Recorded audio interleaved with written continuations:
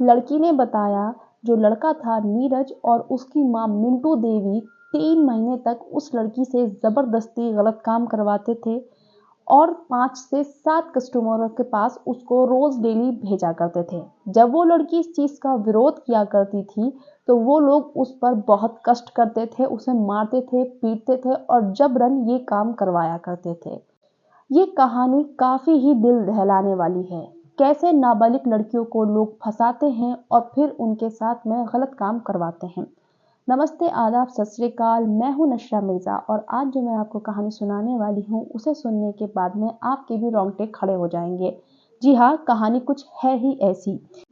पहले लड़की को प्यार में फंसाया, फिर उसी लड़की के पास में 5 से 7 कस्टमर भेजने लग गया।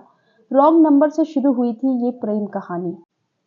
कटिहार की रहने वाली नाबालिग लड़की जिसकी उम्र 17 साल थी, उसको रेड लाइट एरिया में कैसे धकेल दिया गया, कैसे उससे जबरदस्ती गलत काम करवाया जाता था, आज मैं आपको यही कहानी सुनाने वाली हूँ।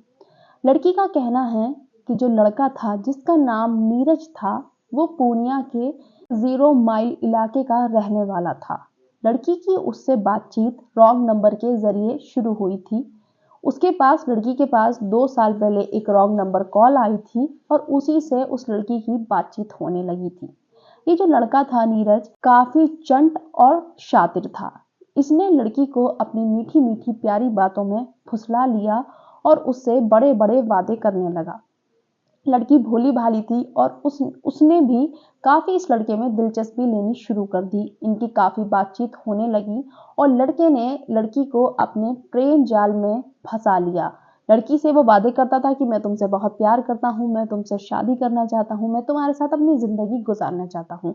लड़की नाबालिग थी और वो इसकी बातों में आ गई कि सच ही बोल रहा होगा, हम लोग काफी टाइम से बातें कर रहे हैं और काफी हम दोनों को एक दूसरे में दिलचस्पी है, तो ये मुझे प्यार करता ही होगा, मुझसे झूठ क्यों बोलेगा। लेकिन ये जो बात शुरू हुई थी वो एक रॉन्ग नंबर से शुरू हुई थी। दोनों ने आपस में एक दूसरे को इतना नहीं जानते थे, सिर्फ रॉन्ग नंबर से उनकी फोन पे बातें होती थी। और एक बार फिर लड़के ने लड़की से बोला कि तुम पूर्णिया आ जाओ और मैं तुम्हें अपने घर पर लेकर चलूंगा और हम शादी कर लेंगे। लड़की नाबालिग थी तो वो उसकी बातों में आ गई और उसने सोचा कि ये सच में मुझसे शादी ही करने वाला है और शादी के लिए ही ये मुझे पूर्णिया बुला रहा है। लड़की बिना सोचे समझे, बिना झिझके पहुंच गई पूर्णिया उस लड़के के पास और वो लड़का उसको मिल गया। साथ में फिर लड़की से बोला कि अब हम अपने घर पर जा रहे हैं, क्योंकि लड़की ने सवाल करा था कि अब हम यहाँ से कहाँ जाने वाले हैं। तो लड़के ने बोला कि हम पूर्णिया में अपने घर पे मैं तुम्हें लेकर जाने वाला हूँ, अपनी माँ से मैं तुम्हें मिलवाने वाला हूँ। लड़की भोली भाली और चुप रही, बोली कि ठीक है चलो। लेकिन लड़का उसको अपने घर ना ले जाकर ले गया जहां पर वो रहता था, 0 माइल इलाके में ही, और उसको जाकर एक कमरे में बंद कर दिया। लड़की चीखने लगी, चिल्लाने लगी कि बाहर निकालो, तुम मुझे बंद क्यों कर रहे हो, तुमने तो मुझसे कहा था कि तुम अपने घर पर लेकर जा रहे हो और यहाँ पे तो कोई भी नहीं है, मतलब तुम्हारी माँ नहीं है, तुम मुझे इस कमरे में बंद कैसे कर सकते हो। लेकिन लड़के ने एक बात ना सुनी और उस लड़की को कमरे में बंद कर दिया। लड़की ने बताया कि जिस कमरे में उसको बंद किया गया था उसमें बिल्कुल अंधेरा था, कोई लाइट नहीं थी। पहले तो वो लड़के से यही बोल रही थी कि तुम मुझे कहाँ पर लेकर आ गए हो, यहाँ पे कोई भी नहीं है, तुमने मुझसे अपने घर ले जाने का वादा किया था। लेकिन 1 मिनट बाद ही उसे एहसास होता है कि उस कमरे में 2 लड़के पहले से ही बैठे हुए थे और बाहर से ताला लग चुका था। वो कुछ नहीं कर सकती थी, वो चीखती रही, चिल्लाती रही और थोड़ी सी देर बाद उसे समझ में आ गया कि ये इस लड़के ने, जिसका नाम नीरज है, उसने मुझे फंसाया है और मेरे साथ उसने धोखा किया है। वो मुझसे कोई शादी नहीं करने वाला है और वो मुझे रेड लाइट एरिया पर ले आया है। लड़की का कहना था कि उस लड़की के साथ में काफी जबरदस्ती की जाती थी और जो लड़का तो था ही गलत, साथ में उसकी माँ भी मिली हुई थी।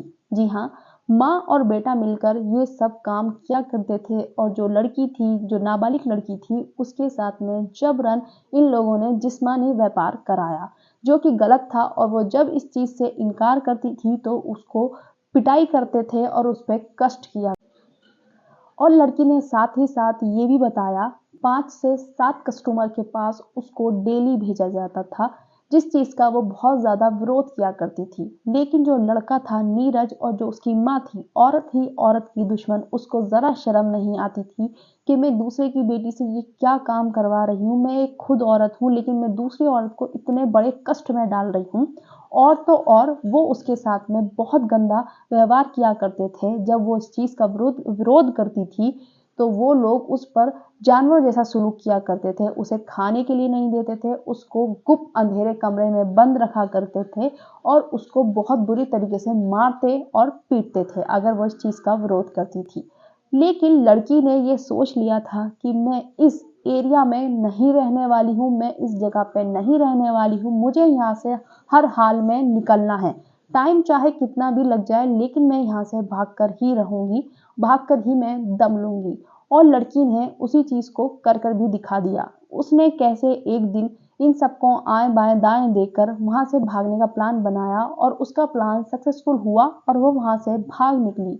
जैसे वो उस एरिया से भागकर निकली तो पूर्णिया में ही शायद उसके कोई रिश्तेदार रहते थे, तो वो अपने घर ना जाकर उसने पहले अपने रिश्तेदारों के यहाँ जाना अच्छा समझा, क्योंकि घर जाती तो लंबा रास्ता था, शायद से कोई पकड़ भी सकता था, ये नीरज पकड़ भी सकता था। लेकिन उसने अपना दिमाग का इस्तेमाल करते हुए वो पहुंची अपने रिश्तेदारों के यहाँ। लड़की ने ये भी बताया जो नीरज है उसने उसी के जैसी बहुत सारी लड़कियों को अपने झांसे में फंसा रखा है उसी रेड लाइट एरिया में, और वो वहां से निकल नहीं पा रही हैं। ये तो थोड़ा दिमाग की तेज निकली, वहां से निकल भागी, लेकिन वो लड़कियां अभी भी उस लड़के नीरज और उसकी जो माँ है मिंटू देवी उसी के चुंगल में फंसी हुई हैं।